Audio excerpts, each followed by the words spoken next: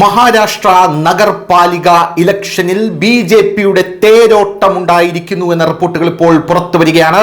ഒരു സന്തോഷമുണ്ടായതാണ്. Thiruvananthapuram corporation BJP പിടിച്ചിരിക്കുന്നു എന്നുള്ളത് നമുക്കറിയാം. 13-ാം തീയതി നമ്മൾ ആ സന്തോഷ വാർത്ത കേട്ടതാണ്. സകലരെയും ഞെട്ടിച്ചുകൊണ്ടാണ് തിരുവനന്തപുരം കോർപ്പറേഷൻ ബി.ജെ.പി പിടിച്ചത്. തിരുവനന്തപുരം കോർപ്പറേഷൻ ലോകമുറ്റുനോക്കുന്ന ഒരു കോർപ്പറേഷൻ ആണ് എന്നാണ് പല ആൾക്കാരും പറഞ്ഞിരുന്നതെങ്കിൽ മഹാരാഷ്ട്രയുടെ ഈ കോർപ്പറേഷൻ സാമ്പത്തിക തലസ്ഥാനത്തിന്റെ കോർപ്പറേഷൻ എന്നാണ് അറിയപ്പെടുന്നത്. മഹാരാഷ്ട്രയിലെ ഈ നഗരപാലിക ഇലക്ഷനിൽ ബി.ജെ.പിയുടെ വിജയം സാമ്പത്തിക തലസ്ഥാനത്തെ വിജയം എന്നാണ് അറിയപ്പെടുന്നത് എന്നുള്ളതാണ് പ്രധാനപ്പെട്ട കാര്യം എന്ന് പറയുന്നത്.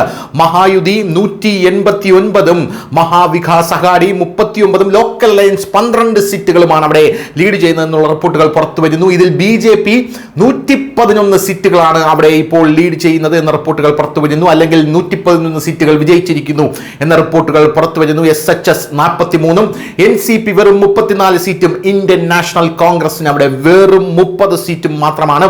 അതേസമയം ബി.ജെ.പിയെ കിടുകിട വിറപ്പിക്കുമെന്ന് വീമ്പിളക്കിയിരുന്ന ഉദ്ധവ് സേന വെറും 2 സീറ്റിൽ അവിടെ ഒതുങ്ങേണ്ടി വന്നു. ശരത് പവാറിന്റെ NCP വെറും 7 സീറ്റാണ് അവിടെ പിടിച്ചിരിക്കുന്നത് എന്നുള്ള റിപ്പോർട്ടുകളും ഇപ്പോൾ പുറത്തു വന്നിരിക്കുകയാണ്.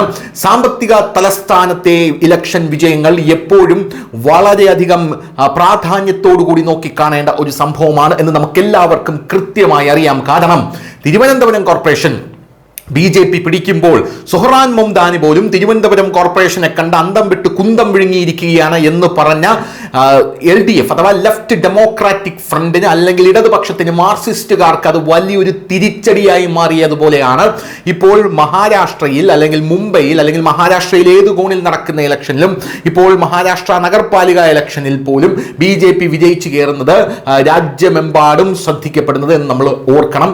പ്രധാനമായിട്ടും ബി.ജെ.പിയുടെ ഈ വിജയം മഹാരാഷ്ട്രയിൽ ബി.ജെ.പിയുടെ അടിത്തറയ്ക്ക് അല്ലെങ്കിൽ NDAയുടെ അടിത്തറയ്ക്ക് യാതൊരുവിധ ഉലച്ചിലും വന്നിട്ടില്ല എന്ന് പറയുന്ന അല്ലെങ്കിൽ വിളിച്ചോതുന്ന ഒരു വിജയം കൂടെയാണ്. News desk news India Malayalam.